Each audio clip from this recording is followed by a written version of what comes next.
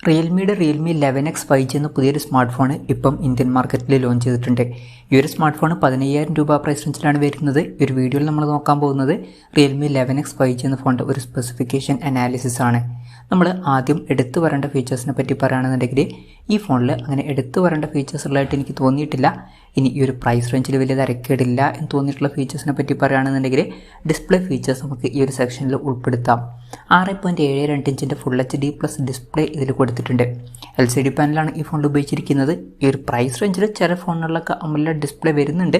പക്ഷേ ഇതൊരു 5G ഫോണാണ്. അത് വെച്ച് നോക്കുമ്പം LCD ഡിസ്പ്ലേ എന്നുള്ളത് വലിയൊരു പ്രശ്നമായിട്ടൊന്നും പറയാൻ പറ്റില്ല. പിന്നെ ഡിസ്പ്ലേയിൽ 120 ഹെർട്സിൻ്റെ റിഫ്രഷ് റേറ്റ് സപ്പോർട്ട് ചെയ്യുന്നുണ്ട്. നല്ലൊരു കാര്യം തന്നെയാണ്. 240 ഹെർട്സിൻ്റെ ടച്ച് സാമ്പിളിംഗ് റേറ്റ് ഇതിൽ വരുന്നുണ്ട്. പഞ്ചോൾ ഡിസൈൻ കൊടുത്തിട്ടുണ്ട്. പഞ്ചോൾ വരുന്നത് ടോപ്പ് സെൻറ്റർ ഭാഗത്തായിട്ടാണ്. ഏകദേശം 91.4% സ്ക്രീൻ ടു ബോർഡ് റേഷ്യോ ഇതിൽ വരുന്നുണ്ട്. ഫോണിൻ്റെ പീക്ക് ബ്രൈറ്റ്നസ് വരുന്നത് 680 നിറ്റ്സ് ആണ്. അപ്പോൾ ഡിസ്പ്ലേ ഫീച്ചേഴ്സ് മൊത്തത്തിൽ നോക്കുമ്പോൾ 15,000 രൂപ പ്രൈസ് റേഞ്ചിൽ തരക്കേടില്ലാത്ത ഡിസ്പ്ലേ ഫീച്ചേഴ്സ് ഈ ഫോണിൽ കൊടുത്തിട്ടുണ്ട് എന്നൊക്കെ പറയാവുന്നതാണ്.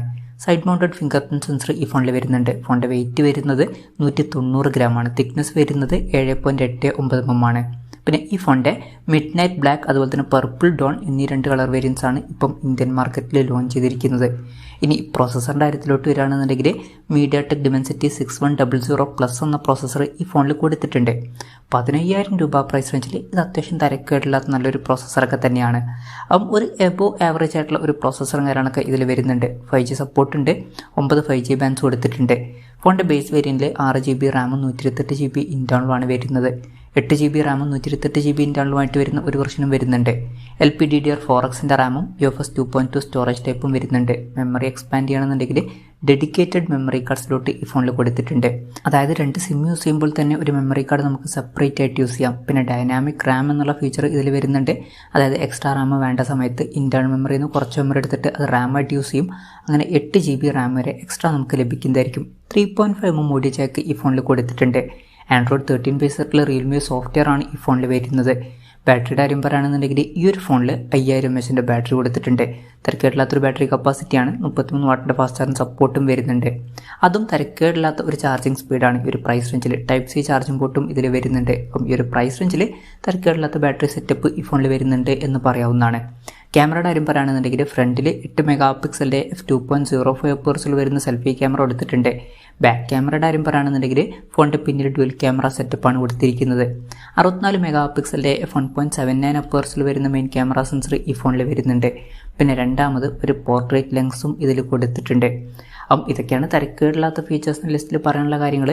പിന്നെ ഈ ഒരു പ്രൈസ് റേഞ്ചിൽ കുറച്ചൊക്കെ നിരാശപ്പെടുത്തി എന്ന് തോന്നിയിട്ടുള്ള ഫീച്ചേഴ്സിനെ പറ്റി പറയുകയാണെന്നുണ്ടെങ്കിൽ ഇപ്പോൾ ബാക്ക് ക്യാമറയുടെ കാര്യത്തിൽ തന്നെ ഈ ഫോണിൽ അൾട്രാ വൈഡ് ആംഗിൾ ലെൻസ് ഒന്നും കൊടുത്തിട്ടില്ല. ഈ ഒരു പ്രൈസ് റേഞ്ചിലൊക്കെ വരുന്ന ഒരു ഫോണിൽ അവർക്ക് അൾട്രാ വൈഡ് ആംഗിൾ ലെൻസും കാര്യങ്ങളൊക്കെ കൊടുക്കായിരുന്നു. എന്തായാലും ഇതിൽ അൾട്രാ വൈഡ് ആംഗിൾ ലെൻസ് വരുന്നില്ല. പിന്നെ നിരാശപ്പെടുത്തി എന്ന് തോന്നിയിട്ടുള്ള മറ്റൊരു കാര്യം സിംഗിൾ സ്പീക്കർ ഇതിൽ വരുന്നുള്ളൂ. ഈ ഒരു പ്രൈസ് റേഞ്ചിലൊക്കെ വരുന്ന ഒരു ഫോണിൽ നമ്മൾ ഡ്യുവൽ സ്റ്റീരിയോ സ്പീക്കേഴ്സ് എക്സ്പെക്ട് ചെയ്യുന്നുണ്ട്. പക്ഷേ അത് മിസ്സിംഗ് ആണ്. സിംഗിൾ സ്പീക്കറേ വരുന്നുള്ളൂ. അപ്പം അതും കുറച്ച് നിരാശപ്പെടുത്തി എന്നാണ് എനിക്ക് തോന്നിയിട്ടുള്ളത്. അപ്പോൾ ഇതൊക്കെയാണ് നിരാശപ്പെടുത്തി എന്ന് തോന്നിയിട്ടുള്ള ഫീച്ചേഴ്സിൽ പറയാനുള്ള കാര്യങ്ങൾ. അപ്പം ഇതൊക്കെയാണ് മൊത്തത്തിൽ ഫീച്ചേഴ്സ്.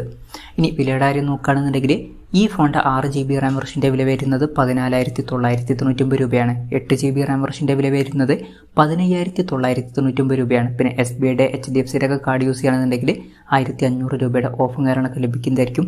ഓഗസ്റ്റ് 30 മുതലാണ് ഫോണിൻ്റെ സെയിലും കാര്യങ്ങളൊക്കെ സ്റ്റാർട്ട് ചെയ്യുന്നത്. ഫ്ലിപ്കാർട്ട് വഴിയും അതുപോലെ തന്നെ realme.com വഴിയുമാണ് ഈ ഫോണിൻ്റെ സെയിലും കാര്യങ്ങളൊക്കെ നടക്കുന്നത്. എന്തായാലും ഓവറോൾ നോക്കുകയാണെന്നുണ്ടെങ്കിൽ 15,000 രൂപ പ്രൈസ് റേഞ്ചിൽ Realme 11x 5G എന്ന ഫോൺ അത്യാവശ്യം തരക്കേടില്ലാത്ത ഒരു 5G ഫോണാണ് എന്നൊക്കെ പറയാവുന്നതാണ്. സ്റ്റീരിയോ സ്പീക്കേഴ്സ് വരുന്നില്ല, അതുപോലെ തന്നെ അൾട്രാ വൈഡ് ആംഗിൾ ലെൻസ് വരുന്നില്ല എന്നിങ്ങനെ കുറച്ച് കാര്യങ്ങളുണ്ട്. പിന്നെ കോമ്പറ്റീഷനിൽ ഇപ്പം 15,000 രൂപ പ്രൈസ് റേഞ്ചിൽ AMOLED ഡിസ്പ്ലേയുമായിട്ട് വരുന്ന പോക്കോ X5 5G എന്ന 5G ഫോൺ വരുന്നുണ്ട്. അതുപോലെ തന്നെ ഈ ഒരു പ്രൈസ് റേഞ്ചിൽ മോട്ടോ G62 5G എന്ന ഫോൺ വരുന്നുണ്ട്. അപ്പം ഈ ഫോണിനുള്ളൊക്കെ സ്റ്റീരിയോ സ്പീക്കേഴ്സും അതുപോലെ തന്നെ ക്യാമറയിൽ അൾട്രാ വൈഡ് ആംഗിൾ ലെൻസും ഒക്കെ വരുന്നുണ്ട്.